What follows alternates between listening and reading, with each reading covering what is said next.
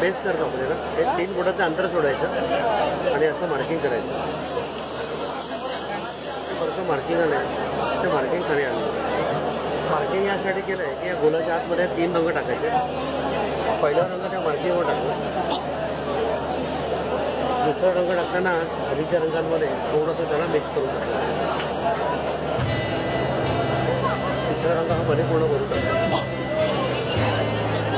हा झाला base. Base केल्यानंतर सेंटर पॉईंट काढायचं. तर सेंटर आणि डिझाईनचा सेंटर आपण एकमेकांना फक्त मॅच केलं. आता जाळीवरती पांढरा, पिवळा आणि पोपटी हे रंग फिक्स आहेत. डिझाईन कोणताही असलं तरी लाईट कलर असल्यामुळे बेसला वापरायचे नाही. सुरुवातीला हिरवा रंगाची बाहेर फिरवलं. त्याच्याखाली पिवळा रंग आधीच्या रंगांमध्ये थोडंसं ओव्हरलॅप करून फिरवलं. तसंच पांढरा पण पिवळ्यामध्ये ओव्हरलॅप करून फिरवलं. आता शेवटी पिवळा रंग पांढऱ्यात मिक्स करायचा आणि डिझाईन हळूहळू हे पूर्ण करायचं. ठीक आहे.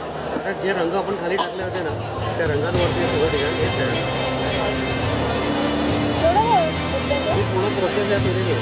रंग कोणती खाली टाकायचे